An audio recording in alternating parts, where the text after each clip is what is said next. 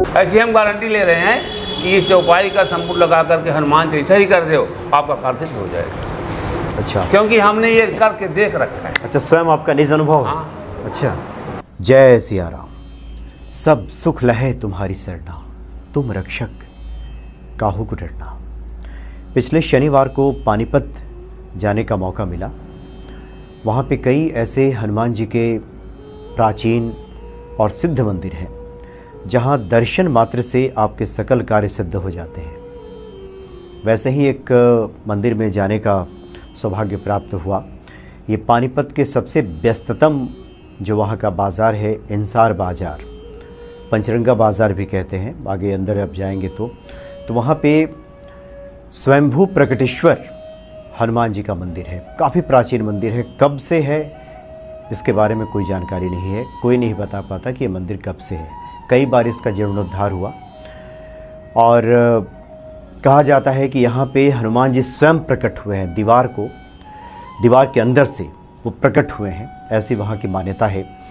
और व्यक्ति सिर्फ अगर आर्त भाव से वहाँ पहुँच जाए, वहाँ कोई पाठ कोई मंत्र तो दूर की बात है, व्यक्ति सिर्फ वहाँ पहुँच जाए, हनुमान जी को प्रणाम कर दे और एक करुण पुकार उसके हृदय से निकले, तब हनुमान जी प्रसन्न हो जाते हैं। वहाँ एक बाबा जी मिले। बाबा जी ने बहुत महत्वपूर्ण बात बताई हनुमान चालीसा को लेकर के, कि संपुट लगा करके एक चौपाई है जिसका संपुट लगाकर अगर हनुमान चालीसा का पाठ किया जाए तो बाबा जी के शब्दों में ये गारंटेड है। इस बात की उन्होंने गारंटी ली कि कोई अगर 21 दिन 41 दिन तक पाठ करे तो उसके कार्य सिद्ध हो जाएंगे। बाबा जी ने स्पष्ट तौर पे कहा कि कोई करके देखे, यह उनकी गारंटी है। दरअसल काफ़ी दिनों से एक भक्त का वहाँ से बुलावा आ रहा था। वो काफ़ी दिनों से कह रहे थे कि आप पानीपत आइए। निखिल जी नाम है उनका। तो सुबह निखिल जी से हमारी मुलाकात हुई। जब हम दिल्ली से चले तो लगभग 2.5 घंटे का समय लगा पानीपत पहुँचने में। और वहाँ निखिल जी पहले से अपनी धर्मपत्नी के साथ वहाँ मौजूद थे। उन्होंने काफ़ी आवभगत की और पिछले 4-5 महीनों से किसी न किसी माध्यम से वो संपर्क साधने में हमसे लगे हुए थे कि हम पानीपत पहुँचे और वहाँ के हनुमान जी की चर्चा करें, हम भक्तों को बताएं। और उनसे मिलने के बाद मुझे जानकारी मिली कि उनके अंदर ये भाव है कि जिस प्रकार से अन्य जगहों को लोग अलग अलग कारणों से जानते हैं, जैसे महाराष्ट्र को, मुंबई के लोग गणपति जी की पूजा के लिए जानते हैं। पूजा तो हर जगह होती है, लेकिन विशेष तौर पे लोग जानते हैं। महाकाली की आराधना जिस प्रकार से पश्चिम बंगाल में होती है, उसके रूप में वहाँ के लोगों को जाना जाता है, उसी प्रकार से उनकी इच्छा है कि पानीपत को हनुमान जी के नाम से याद किया जाए। चूँकि वहाँ पे एक परंपरा वर्षों से चली आ रही है और ये परंपरा आज़ादी के बाद से है। दरअसल कुछ लोग जो जिस वक्त भारत का बंटवारा नहीं हुआ था और अब के पाकिस्तान में मुल्तान जो शहर है, वहाँ से काफ़ी लोग पलायन करके आज़ादी के बाद पानीपत शहर में पहुँचे और वहाँ 40 दिनों का हनुमान जी का एक अनुष्ठान होता है। बड़ा भव्य ये अनुष्ठान होता है। दशहरे से 40 दिन पहले से इस अनुष्ठान की शुरुआत हो जाती है। पूरी शुद्धता के साथ, शुचिता के साथ, व्रत नियम के साथ एक समय का भोजन किया जाता है। पूरे दिन भर लोग उपवास रखते हैं और उसके बाद अष्टमी का दिन, यानी नवरात्रि का जो अष्टमी का दिन है, उसमें हनुमत स्वरूप में लोग बाहर निकलते हैं गाजे बाजे के साथ और पूरा जो शहर है वो हनुमानमय हो जाता है। चारों तरफ हनुमत स्वरूप की वहाँ पे चर्चा होती है, दर्शन होता है। इतनी भीड़ भाड़ होती है पानीपत में कि वहाँ चलना दूभर हो जाए। तो पूरा उत्सव का माहौल होता है और इसकी शुरुआत इस बार 14-15 सितंबर से हो जाएगी। इसको लेकर वहाँ पे बहुत सारे ऐसे कारीगर भी हैं जो हनुमान जी की मूर्तियों का निर्माण करते हैं और जो व्यक्ति हनुमत स्वरूप धारण करता है उस व्यक्ति का चयन किया जाता है कि किसके अंदर ये पात्रता है जो उस हनुमत स्वरूप को धारण करेगा। व्रत कोई भी कर सकता है, लेकिन उस हनुमत स्वरूप के धारण करने की पात्रता होनी चाहिए। और वो व्यक्ति फिर उसके बाद फेरी लगाता है। कई बार लोग आमंत्रित करते हैं अपने घरों में और माना जाता है कि जिस घर में भी हनुमान जी पहुंच जाते हैं वहाँ कल्याण ही कल्याण, मंगल ही मंगल होता है। अब तो पानीपत से लोग चल करके दिल्ली तक आते हैं। दिल्ली के भी जो भक्त हैं आमंत्रित करते हैं और वहाँ पता चला कि कुल मिलाकर 3600 सभाएँ हैं पानीपत में, जहाँ पे ये हनुमत स्वरूप को धारण किया जाता है और 40 दिनों का अनुष्ठान चलता है। इस तरह से सभाएं हैं जहाँ इस आयोजन को लोग करते हैं। तो बड़ा भव्य वहाँ पे हनुमान जी के स्वरूप का पूजन होता है। और एक छोटे छोटे बच्चों से भी अगर आप पूछें वहाँ की आप क्या बनना चाहते हो, तो कहते हैं कि मैं तो हनुमान बनना चाहता हूँ। तो हनुमान जी की बड़ी महिमा है पानीपत में भी, और इसीलिए जो वहाँ के भक्त हैं निखिल जी, उन्होंने कहा था कि मैं पानीपत पहुँचूँ, और उन्होंने कई बार आग्रह किया था। और हमने पहले भी कहा है कि देखिए, जब तक हनुमान जी की कृपा नहीं होती, उनकी प्रेरणा नहीं होती, भला क्या उनकी महिमा का कोई गुणगान कर पाएगा।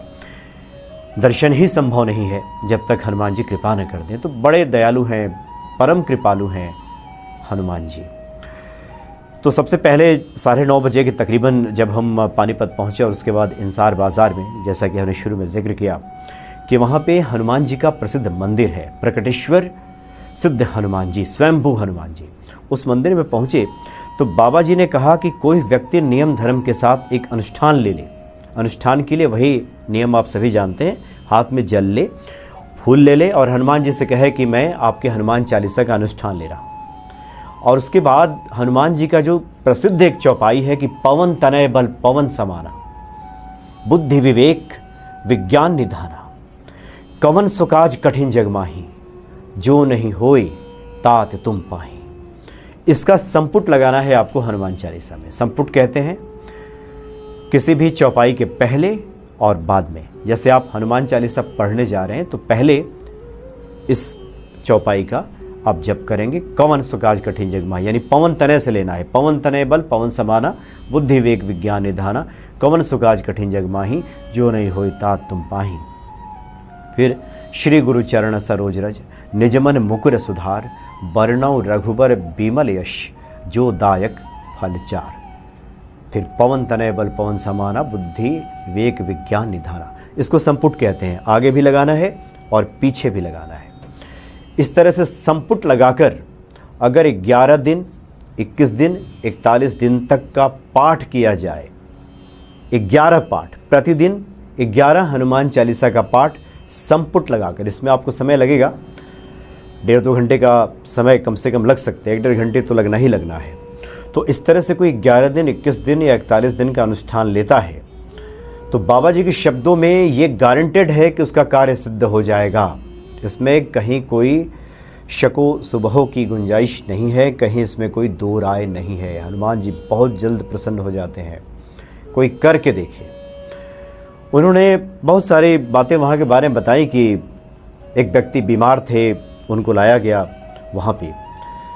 मंत्र पढ़ना तो बहुत दूर की बात है, डॉक्टर्स ने भी मना कर दिया था कि अब शायद उनके अंतिम दिन चल रहे हैं, लेकिन वो हनुमान जी के आए और आते ही दंडवत उन्होंने प्रणाम किया, साष्टांग भूमि पे लेट गए।